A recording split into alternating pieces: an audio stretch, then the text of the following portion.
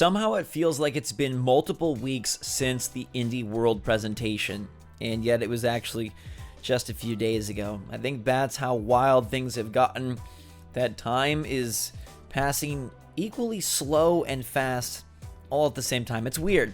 So you'll be not surprised to know that there weren't a ton of extra Switch games announced this week, but there are some, and it's a pretty wacky list. I'm excited to share it with all of you. What's going on, everybody? It's Zach from SwitchForce. Welcome to 6 new games just announced for Nintendo Switch. Let me know in the comments down below which of these you're looking forward to most. Hit that like button if you enjoyed the video, and like knowing what's coming to Switch each and every week. Obviously, the big stuff was announced at Indie World in terms of new announcements. We have wonderful titles from Hello Games. We've got Ghost of a Tale. We've got Wingspan. We've got Dicey Dungeons. We've got Blue Fire. We've got a lot of really nifty games and some good stuff such as Exit the Gungeon that's already out. But what about new announcements, ones that happened like in the last day or two? We're talking Clive and Wrench, a 3D platformer about a bunny and a monkey. It's a very interesting dynamic duo, and you will be surprised to know this game has been in development since 2011 by mostly one dude. Rob Was has been working on this Banjo-Kazooie type title for nearly a decade, and it's finally about to come out. It's got 11 big worlds for you to explore, giant bosses, and all sorts of craziness. Clive is the rabbit, Wrench is the monkey on his back, and you'll use Wrench to fly around and explore and collect throughout these pretty cool looking worlds. Now, they claim that it is inspired more by Spyro and Jak and Daxter. I got Banjo-Kazooie vibes, but any of those games works for me. We do have Yooka-Laylee, which I mentioned is recently put up on sale if you want to grab something similar. Clive and Wrench, it could be cool. You know, you never know. It's developed by mostly one guy. Could it be this passion project that turns out to be way better than it has any right to be? Or is it something that has taken so long it's going to feel way behind the times? We'll have to wait and see. They say it's coming later this year. Shadow Man Remastered is also coming later this year, which is a remaster of Shadow Man, an N64 title. I do not remember Shadow Man whatsoever, but thank goodness they are improving the shadow mapping, the per pixel lighting, and the anti-aliasing, because oh my goodness, this game looks rough.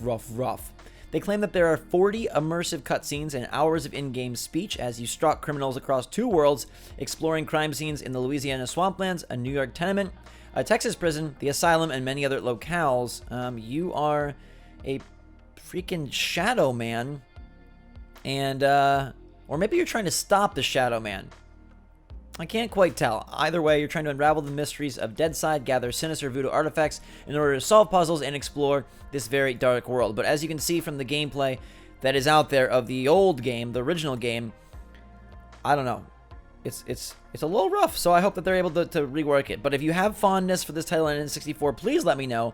I don't remember this game at all. Actually, it looks like Shadow Man is coming next year. Bummer. I thought it was coming this year, but it's actually scheduled to hit in 2021. That's okay. Scheduled to hit in 2020 is the Casebook of Arkady Smith.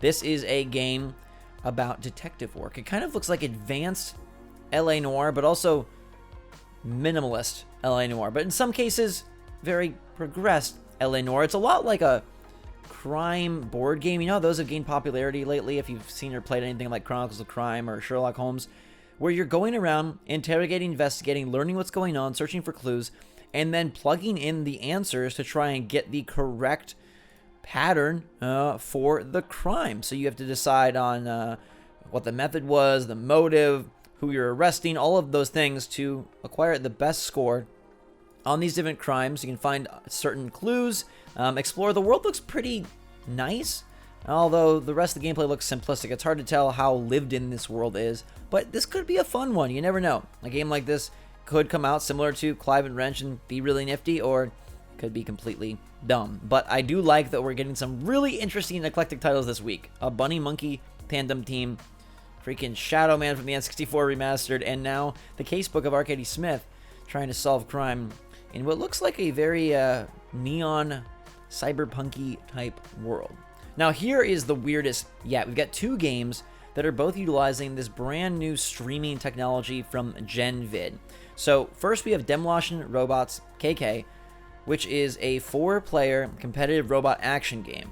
Now, it's coming this winter to Switch. Now, what piqued my fancy about this is the streaming integration. So viewers can live in the buildings, and then if the robots destroy their building, they can drop traps to catch other players. So it's got very interesting forward-thinking streamer integration. Some games have tried this before, but it's nice to see them doing it on Switch. The other title, Don Swagger, which, I don't know, that sounds like it would be a detective game like the Casebook type title, but instead it is a tennis game where you're bashing acorns across the court at your opponents. And the way that the streamer interaction takes shape here is that viewers will be able to earn Dawn points by collecting blue flames, and they can use those points to purchase additional nuts to add to the gameplay, equip players with upgraded rackets, apply in-game cosmetics, and more. So they're really pushing it. It's not just like, oh, what do you guys want to see? Tap this or type this.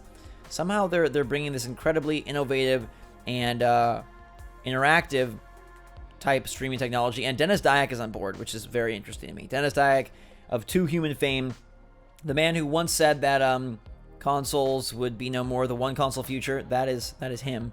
And now he's back working on some GenVid technology with Nintendo Switch streaming titles. Very, very interesting. They're also coming to other platforms like PC, but it's cool that they're coming to Switch. I don't think either game looks that great, but I like the idea. And in a week where there's not a whole lot going on, we're big on ideas. Now, that's only 5 games, and that's really all I could find. There was an anime title that's coming just to Japan, so I didn't want to raise an alarm yet because we don't know if it's even releasing elsewhere. So instead, I decided to draw attention to a game that I missed when it was first announced, but has been getting hype from its publisher as of late because it's supposed to come out very soon. And honestly, I think Itta looks awesome. It is absolutely an insane boss rush game, but it is bullet hell boss rush. So you are Itta waking up, surrounded by a bunch of dead people, and trying to find your way through this weird world with a spirit cat. And then look at these boss battles. They're absolutely insane. You know, boss rush games are, there's a lot of them, dime a dozen, maybe not dime a dozen, maybe it's more like $1 a dozen.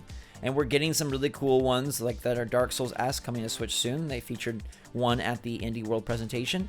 But this one mixes it up by not only bringing bullet hell plus combat into the fray, but also look at the way the art works. I find it to be a very unique style that's almost hard to describe, where the bosses are kind of like above and below, or like on the same plane and also rising above. There's like a lot of shadow play happening with the pixel art, which is very interesting, and it just looks absolutely insanely difficult. Also, kind of seems like you're going to get some crazy powers along the way, so I'm pretty pumped for this. It is also releasing on PC on Steam.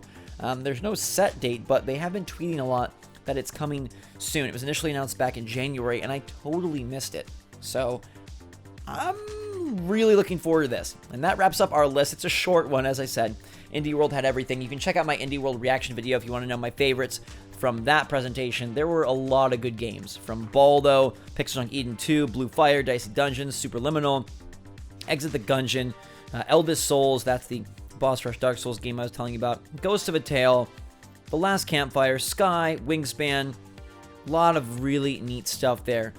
So it makes sense that there wasn't much being announced. Plus, everyone's kind of probably, well, I don't know. I was going to say everyone's in a holding pattern, but we'll have to wait and see if indie companies stay in holding patterns or if their games are ready to go, if they're able to push them out. Maybe if they're small teams, they'll be able to keep production going. I'm sure money is going to be tough. I'm sure times are going to be tough. It's going to be really hard if this whole thing lasts longer than a couple months, but we'll have to wait and see, and maybe we'll even get a direct next week. That could push a lot more announcements. But right now, my favorite from the day, obviously Itta. I think that game looks just really unique, even though it is utilizing a lot of similar ideas in terms of boss rush, even bullet hell, but combining them together with the shadow graphics is very cool. And then Clive and Wrench, honestly, dude reminds me of Briar Rabbit and Curious George working together in a Jak and Daxter, Banjo-Kazooie, Spyro type title. I mean, I'll give it a go.